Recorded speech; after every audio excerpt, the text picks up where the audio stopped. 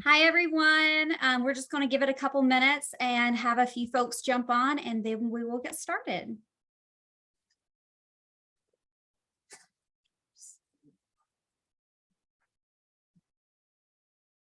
Where's everybody coming in from? I know we have some people from. I'm coming in from just outside of Boston, so I have a very New England backdrop. Love it. Great. Christmas music. I can I can sing a few bars of Jingle Bells if anyone. Oh, I'd love to hear it. Yeah, we never say no to that kind of entertainment. South Carolina. Love it.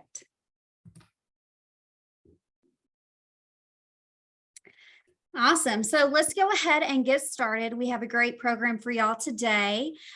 This is the last community hour of the year, so thank you for joining. My name is Jenny, and I am the Programs and Membership Coordinator for Converged User Group.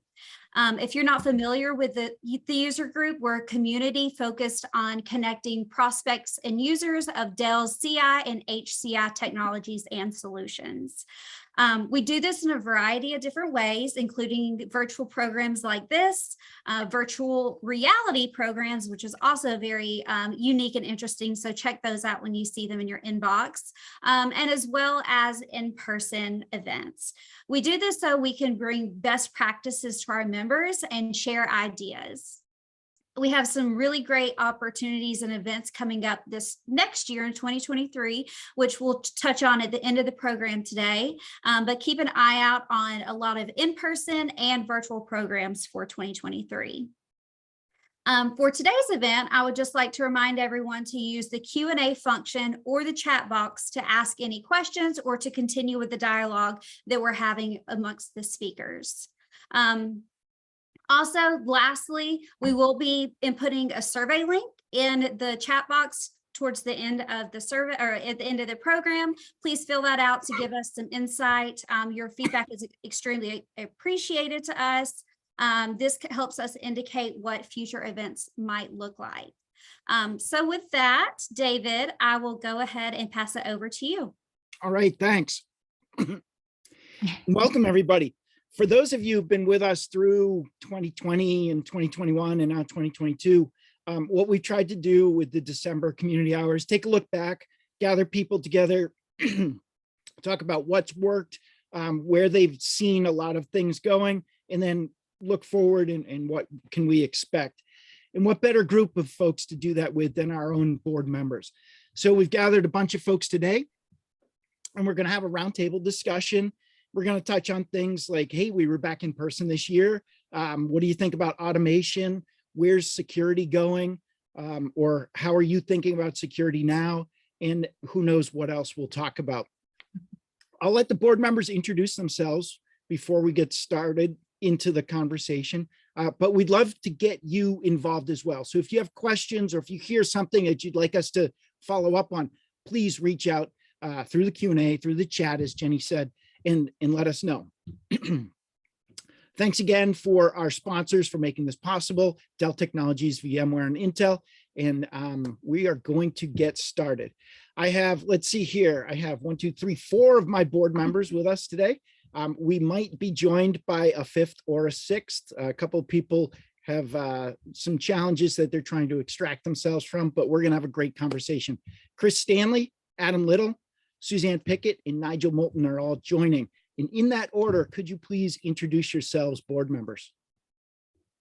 Good afternoon, good morning, good evening, wherever you are. My name is Chris Stanley. I'm head of IT and security for LoopUp. You all use Microsoft Teams. We do the telephony part for that. Short and sweet, on to you next. Fantastic. Adam, if you would, please. Oh yeah, Adam Little. I'm the enterprise security manager at New Belgium Brewing. So if you ever had a fat tire or a delicious Voodoo Ranger, at the beginning of this year, we acquired Bell's. So if you've had a Two-Hearted, that's also us now. So yeah, just excited to be here. Thanks. Thank you, Adam. Suzanne Pickett. Oh, I thought Nigel was next. Hey everyone, I'm Suzanne Pickett. I work for Dell within Dell Digital, which is Dell's enterprise IT shop. And I get to lead a lot of our roadmap and technology, as well as some of our demand planning and kind of future tech. Thank you, Suzanne. And last but not least, furthest east, Nigel Moulton. And very far east, as you can tell by the weather out of my window.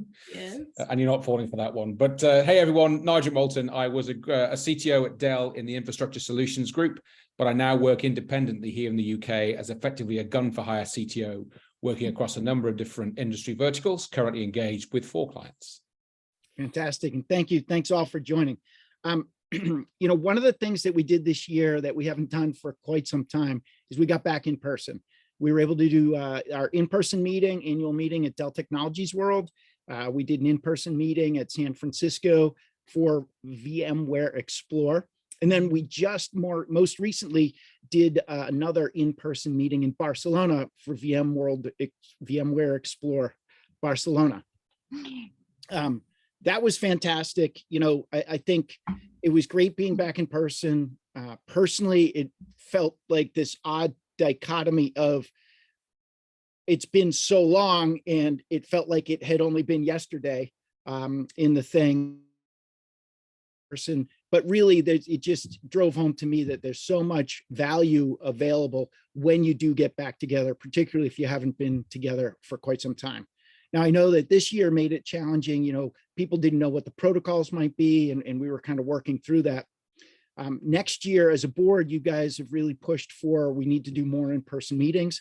So we're looking at to add a couple more onto our schedule for in-person. So folks be on the lookout for the calendar of events as we roll into the new year.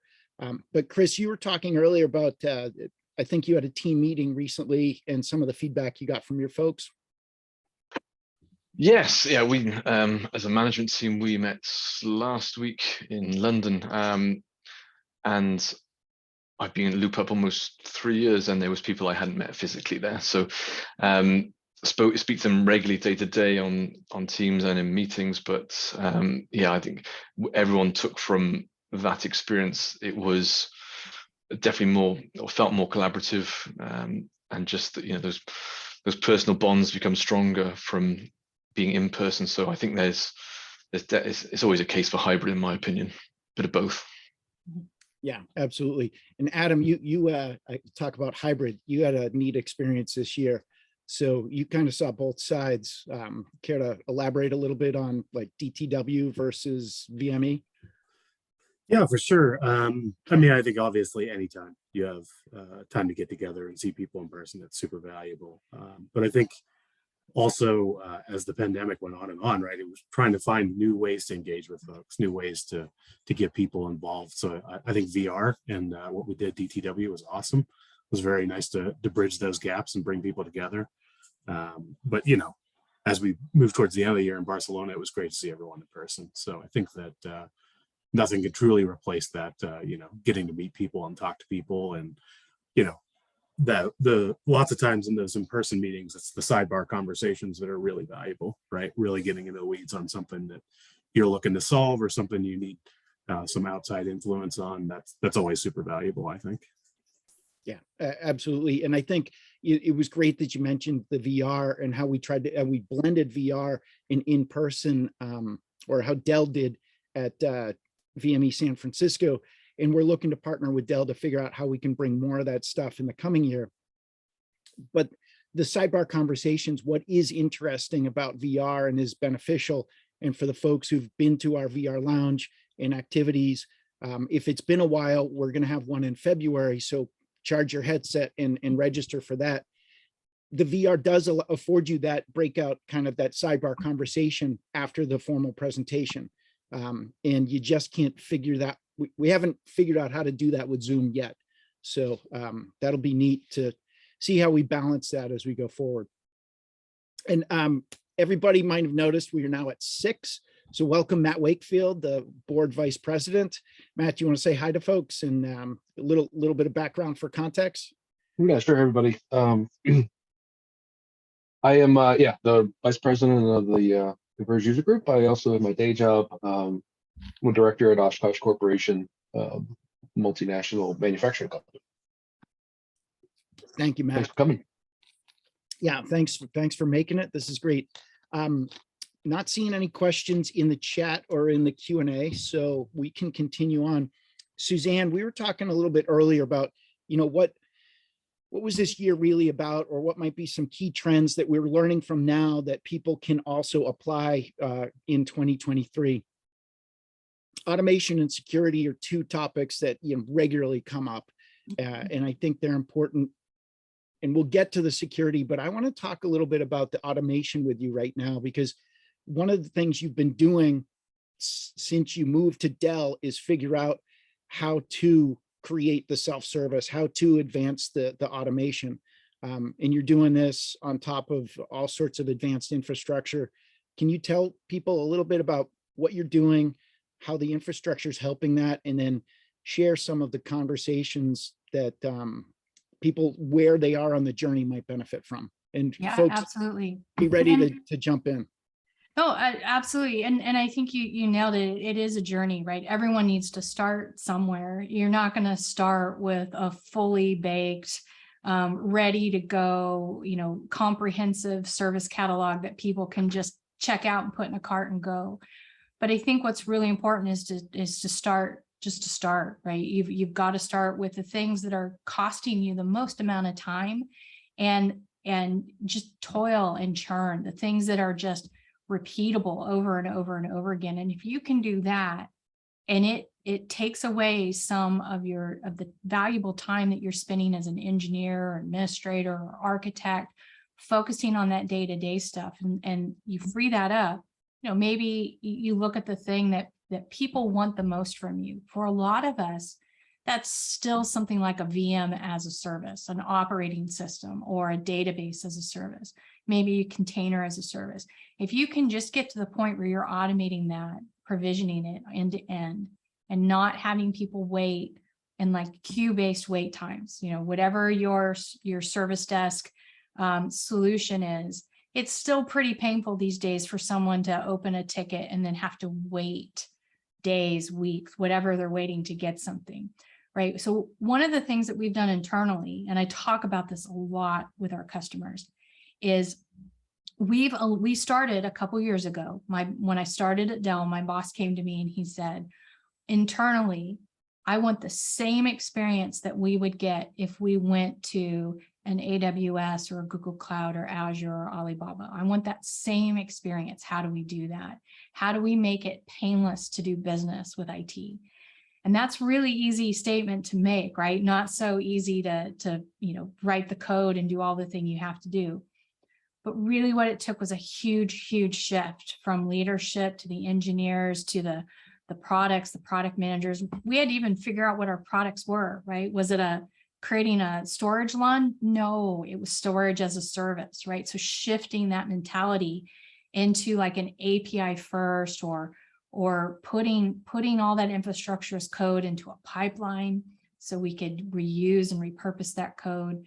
And really at the end of the day, to create a service catalog. And it started with a VM as a service, right? What do you want? Linux, Windows, whatever it was, and then building upon that. And then once you get that out of your way, you look at the next thing that's causing you pain. In our case, it was database, right? So database as a service, all the flavors, Mongo, Postgres, Oracle, anything SQL, anything that you could think of, right? Automating that through those available APIs, infrastructure as code.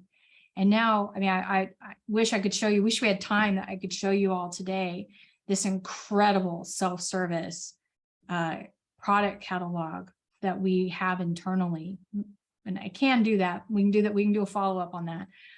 But also creating like an API marketplace for our developers and other business owners and applications to check in, check out, and integrate with your code, right? It's this amazing thing, this amazing experience that we have that started with 2 developers, literally 2 guys, like just noodling on what we could do and what we could automate.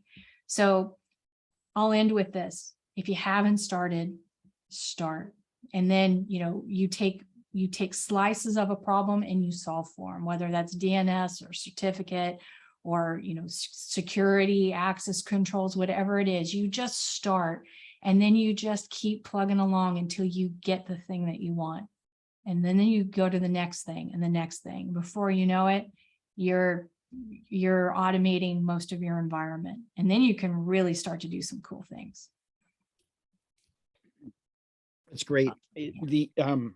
So this has been what, you're 3 years into the journey, so to speak? Just about, yeah, almost 3 And- years in January. And you guys, you've got a giant PowerFlex installation or environment, I guess. Yeah, so everything that we've built, what we call internally our Dell Digital Cloud for our internal customers, because again, we're internal IT, big enterprise IT shop, just like all of you, everyone on this board. I just happen to have a Dell.com email address. All of that's on modern infrastructure, right? Again, because we want to have that software defined, API first, cloud driven mentality, that everything is code. At the end of the day, it's code. And then we have this more modular approach to where we're building and how we're building and providing those resources. It just like when you go to AWS, right? You go out and you say, I want 5 of something, you put it in your cart. It's the exact same experience today. And that's pretty much all enabled by running on top of modern infrastructure. Yeah, that's a really cool story. Always enjoyed checking in with you, Suzanne, on what you're doing. I'm really passionate about telling this story, you guys. I could take the entire time we have today, but I won't do that. Well, I don't want to leave it yet because I've got a whole bunch of questions. One thing I'll just let the rest of the board kind of noodle on while I keep talking is, where are you guys in this journey? And where do you want to get to? So I'd love to hear that from the rest of the board members. But Suzanne, before we go there, you talk about this API marketplace. Now, is that internal only, or is there an opportunity for like others to, do you foresee an ability to stand on the shoulders of giants, so to speak? Well, I think that, it's everything that we do is aligned to industry best practices, our internal best practices for security and governance and compliance, and just how the code's written, right? So again, we have that single CI/CD pipeline, and that code is there. It's vetted and validated, and it's there to repurpose, reuse. It also creates really strong standards, guys, and we cannot emphasize enough how much easier life will be when you take some of the human, keyboarding out of things, right? Fewer incidents, faster mean time to repair, less shadow IT, which is pretty awesome. You just get more efficient at things. In terms of the code repository, we provide that to our internal developers, and they're developing applications that are for our customers, our Dell customers, right, externally. So while you can't come into our internal cloud and check out that code is actually being used to build the things that our customers do use. And who knows, it might end up in something like Apex down the road, right? We don't know. But we also use the code from the Apex people because we're one big family. And again, we're not about reinventing the wheel, we're about innovation. So we want to make sure that if the code's there and it's available and it does the thing we want it to do, hey, let's use it, right? And then also some of this is open source. So again, in the community, this community and the broader communities that are out there's stuff being written that we can all use and leverage today. So, let's not ignore that either, because there's some pretty smart people out there. Absolutely. Matt, you were late to the party, so I'm going to start with you. Shame on you, Matt. We've been talking about automation for a while. How's that going with you, and how do you think about it with your teams? Are you actively looking for places to automate, or where are you on the journey? Yeah, so it's actually kind of funny because like listening to Suzanne's journey, I took my current role about 3.5 years ago, and you could almost parallel. I could almost parallel exactly the same kind of journey, right? So obviously totally different companies, but we did the same approach. Like we looked at our highest volume services where we were spending the majority of our time. And, that was a little bit different approach. It required us to do some analytics across our service data that we hadn't really focused on before. Where were people spending time? What were people actually asking for? So it takes a little bit of time to figure that out. But we started the same path. What are our highest volumes?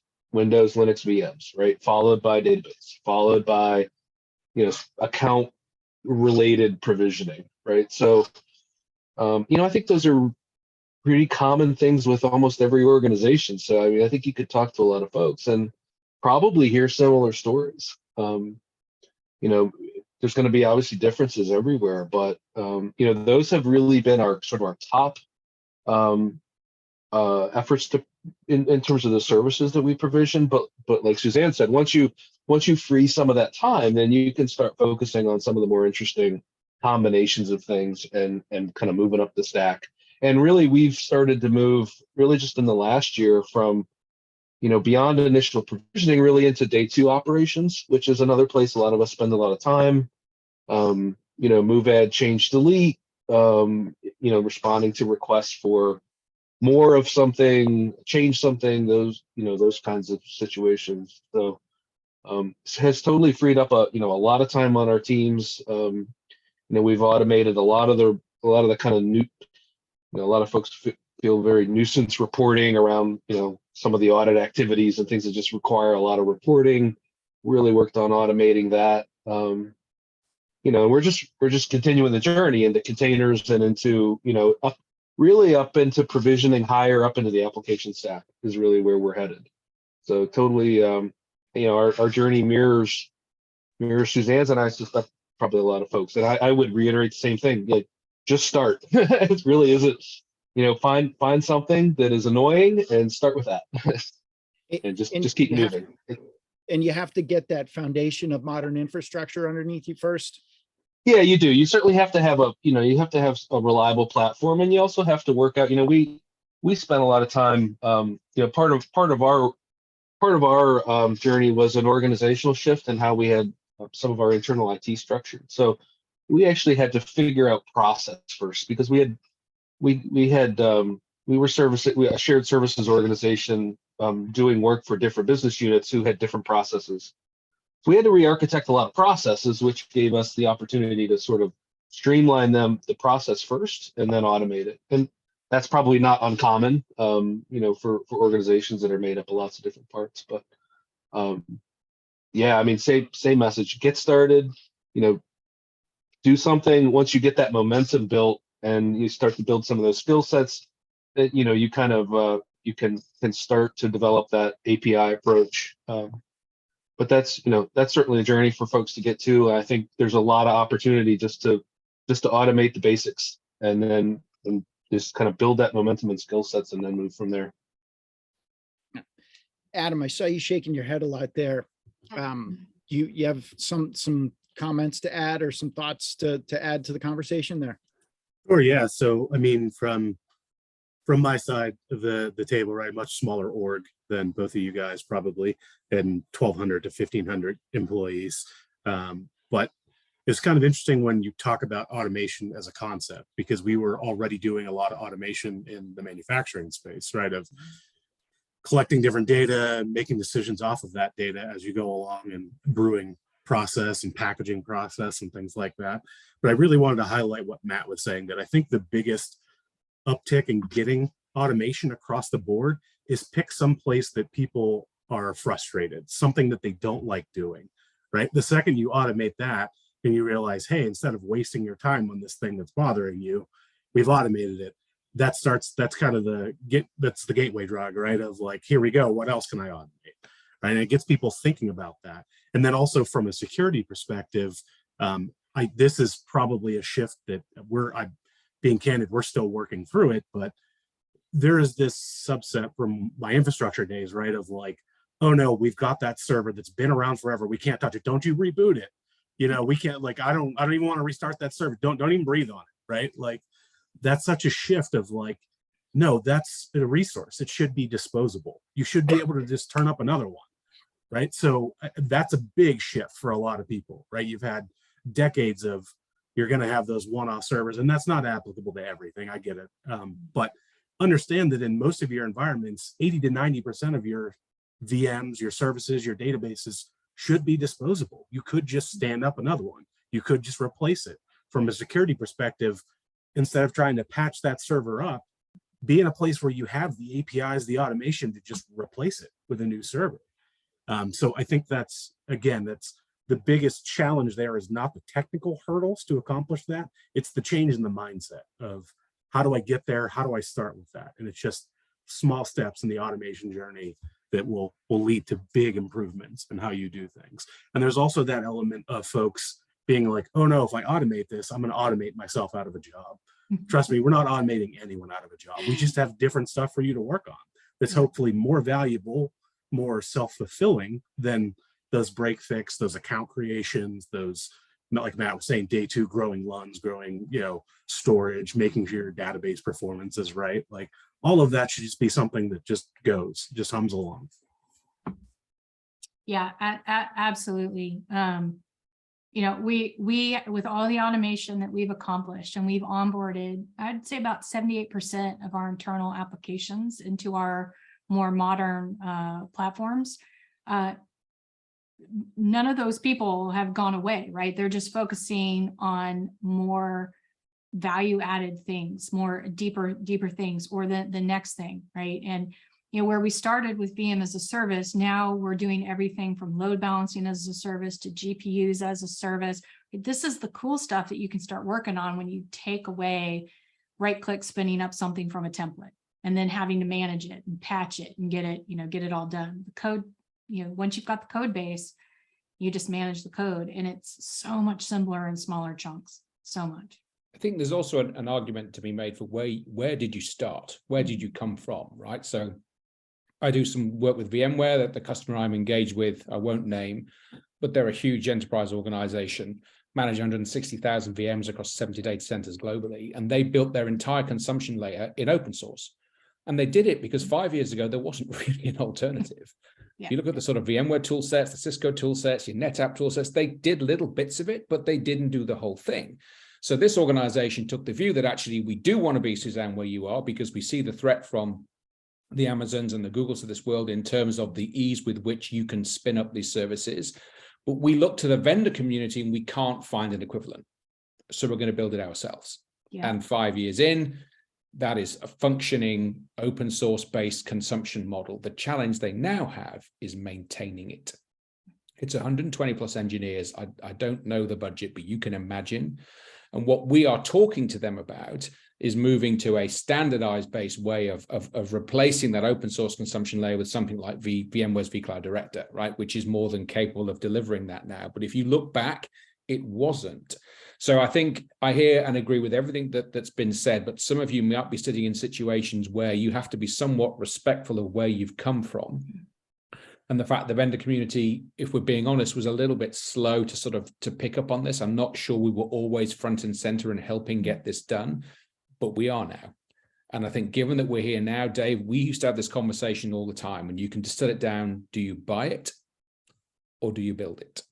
And I'm not sure a couple of years ago there was really a choice. Now there is, right? And the argument that we're all making is you should really buy this.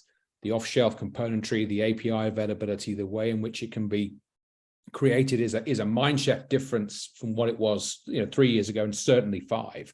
So there's almost a debate to be had around buy and build. And at some point we might want to explore that further. But I just wanted to throw that in that, if we look back, sometimes we in the vendor community didn't actually give you a choice. So you went down and did it in a different way, right? Not saying it was right or wrong, but where you are in end of 22 going into 23, large organizations are now questioning whether that is the right path forward. We've seen the benefits of automation, but did we do it the right way? That's an interesting question. And that's a really good point. I'd say internally at Dell, in Dell Digital, it's a bit of both, right? It's a bit of build, it's a bit of buy. When we built our self-service catalog and our basically our cloud model, we didn't go out and buy a bunch of new stuff. We leveraged things we already had. ServiceNow for CMDB, for example. you know, Tanzu as it is today. We had RabbitMQ as part of it, but some of it is also open source, right? So it's, you know, as we built our super brokers and all the things that orchestrate and move and kind of create this engine, if you will, behind the scenes. I mean, it's a good mixture. I don't know if you guys want to or into it. I actually have a slide that shows a little bit of it. You guys want to see it? Just for a sec? Is that of interest to anyone? Is anyone in the chat want to see it? I mean, just yes, no? Pull it up. Yeah, show us. All right, give me just a sec, guys, because I was not planning on doing this, but I You actually get that ready. And Chris, you've been quiet for a little bit. Couple of thoughts as Suzanne lines this up. Reactions. Yeah, I suppose automation journey. You know, everyone probably may have started. I mean, I think of VxRail as a product, you know, that helped me start automating certain things, and that's it. You know, when you see what's that freed up for resource, and it's a next level of that. Then, like, you know, there's so many more levels, and we, as a business now, we especially our product guys, our engineers, it's very much about empowering our customers now with, you know, as much stuff as they can do, so they can click a button, you know, it automates you know, they can buy numbers, they can stick them in a region and it automatically bills. So we're very much on automation from the start now mindset, and have been, you know, probably some time in that area, and that's, you know, that's really good. It takes a lot of manual stuff off us that we used to do internally as a support team. I've seen your slide now. I'm really excited. Oh, Okay, well, that's great. I just can threw see this your up. This slide one's too. it's a little dated, just so you know, but pretty much everything in the dotted lines is kind of bring your own, right? It's not go out and buy these things or build this thing. This is a little bit about what's behind the scenes in our, what I would call our really amazing self-service on-demand infrastructure as a service catalog. So everything really comes down to this. There's a graphical interface, but there's also the API marketplace to check in and check out. TFS, some of you may know, Team Foundation Server became Azure DevOps. It's now Jira, so this is a little dated. Some of this stuff needs to be updated to Tanzu. You can see some VRA in there. There's also in the new schematic, there's also some Kubernetes on bare metal, right? I mean, that it's really about looking at your environment and the parts and pieces that you need to get from an end-to-end, whether you're provisioning an operating system, a container, a function, it doesn't matter, right? It's your kind of your end-to-end workflow. And then it doesn't have to be this complicated either, right? We're now also doing things like decommission as a service, because reclaiming things is just as important as provisioning things, right? Lifecycle management.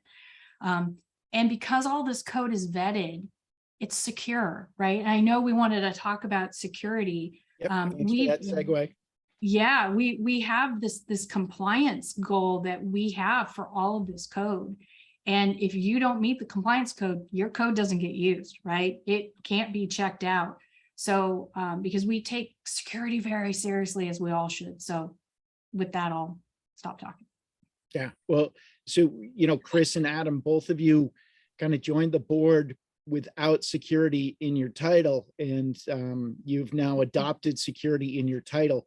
Can you guys talk a little bit, to stick with the transition and the segue, you know, how does automation help security compliance across, you know, I mean, I think it's obvious, and maybe it's too obvious, but I don't think it's, I think it's something we always need to remember, you know? Yes. Yeah, I mean, security is such a vast subject, like, you know, a lot of things in technology, but it's one that's always growing, always changing. And there's a lot of very good products out there now which can identify, remediate, do that, you know, initial, you know, even triage, automate that part, which is, again, very much, you know, on the journey, that, as we call it. But that journey in security, it's not going to end. It's just, when are we replaced by Terminator and Skynet, you know, and they take over the world and do everything. there's still a human element to it. You know, there needs to be someone to make that decision on, you know, what's the best, you know, triage or segue at this point, and then, you know, what do we need to call on. But yes, and Adam and a few of us touched on before we took off on the call.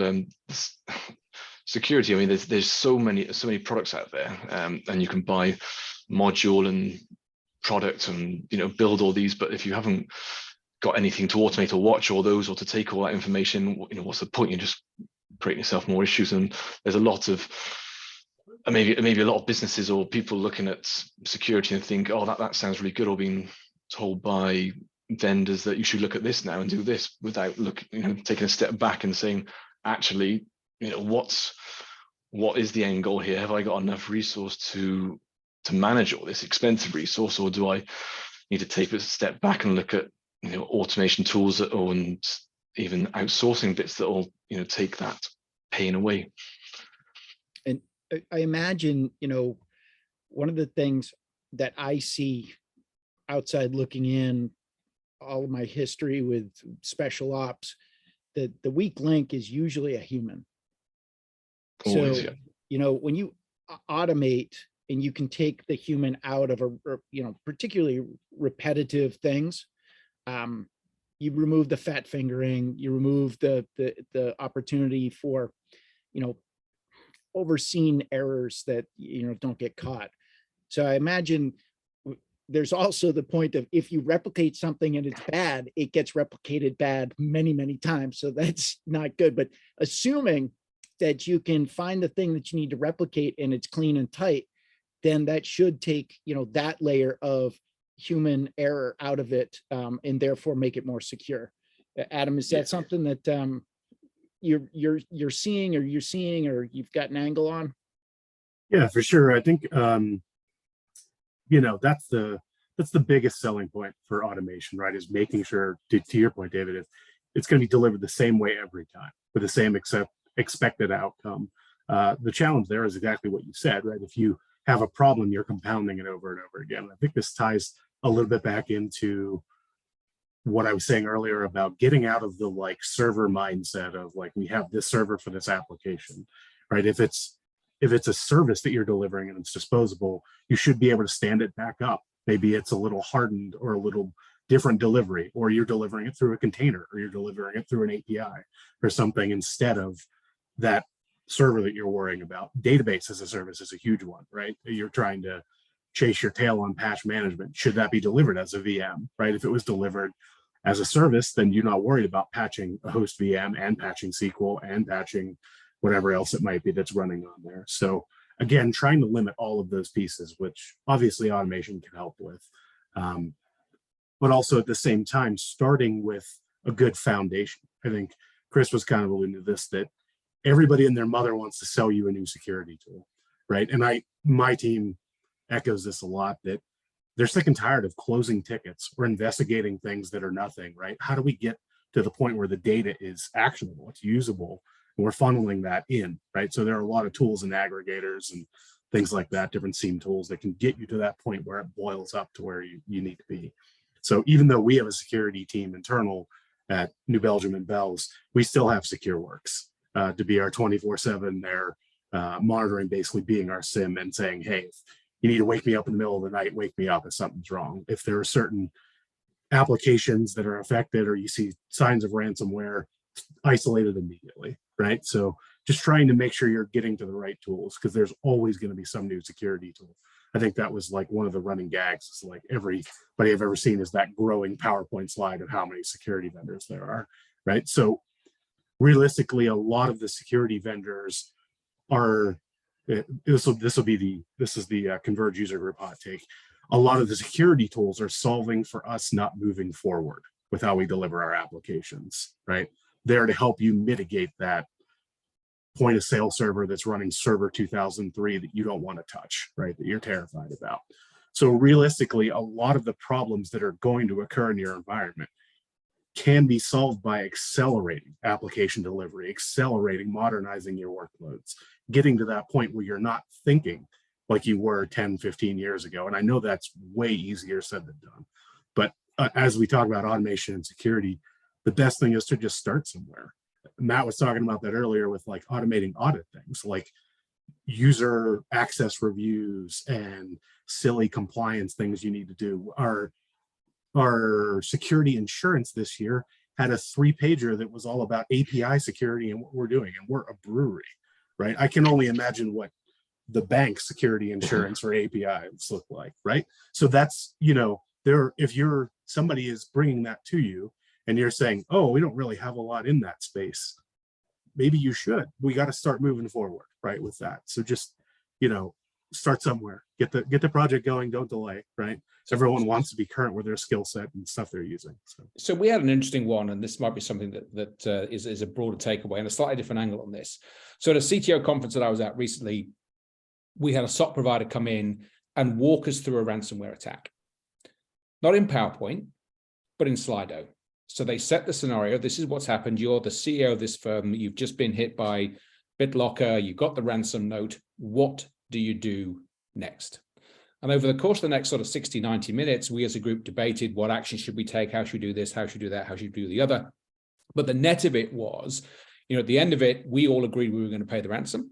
And because of the nature of the company that had done the ransomware attack, we got our data back and our money was quote unquote not wasted, right? So there's a whole psychology piece around this. There's a whole industry out there, unfortunately, which needs to be credible in terms of the fact that once you pay the ransom, you know, you're back up and running. But one of the questions early on was, is your backup air-gapped?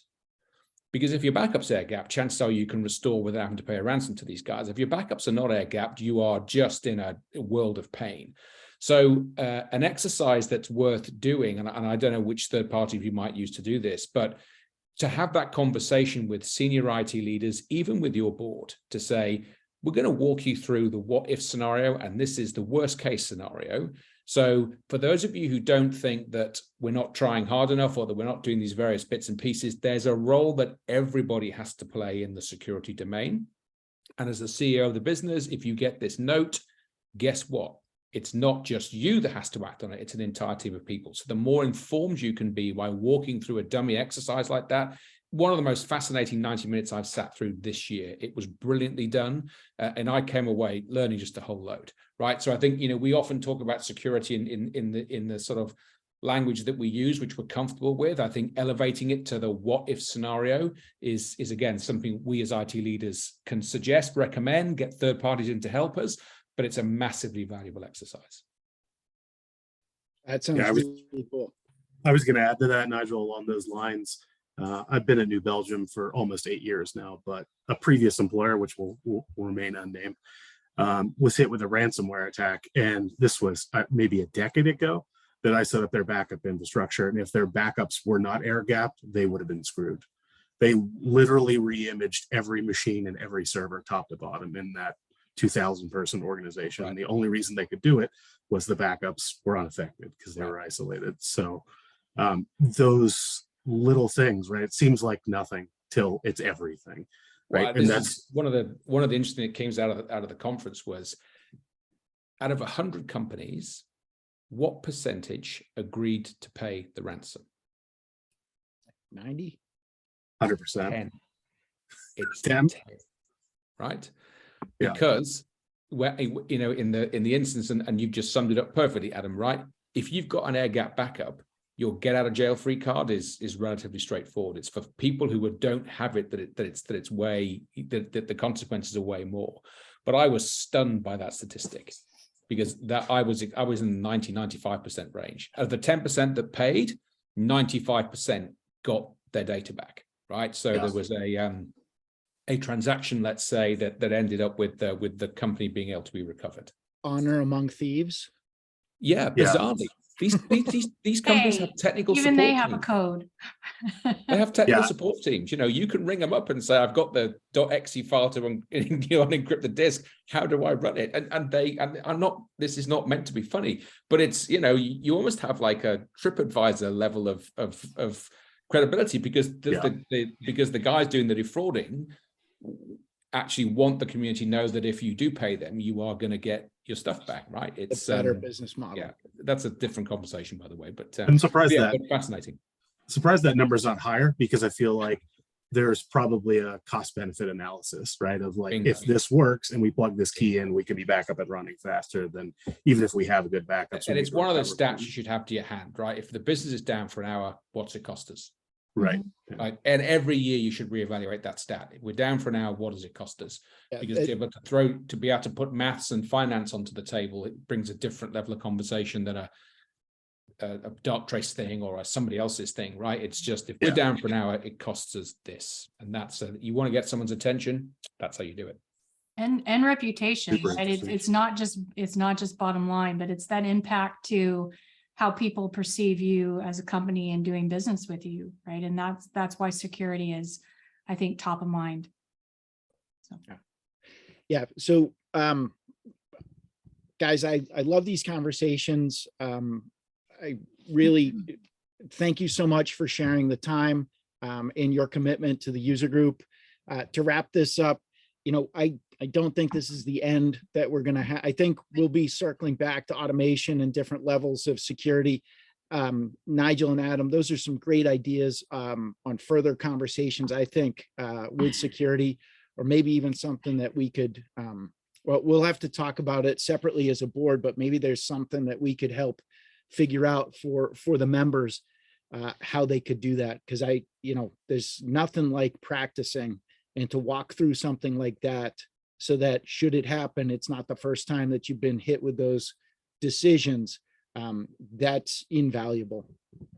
Really fantastic. I've been through some walkthroughs before, usually for like disaster recovery, and you're at the tabletop exercise and you don't know what the scenario is. And 9 times out of 10, you know what it is? It's always Suzanne set fire to the data center. So I'm not sure why I'm always the bad guy in this situation, but hey, at least I like the match, and then my job is done in the walkthrough. So don't give Suzanne pyrotechnics. don't give me a box of matches. Yeah.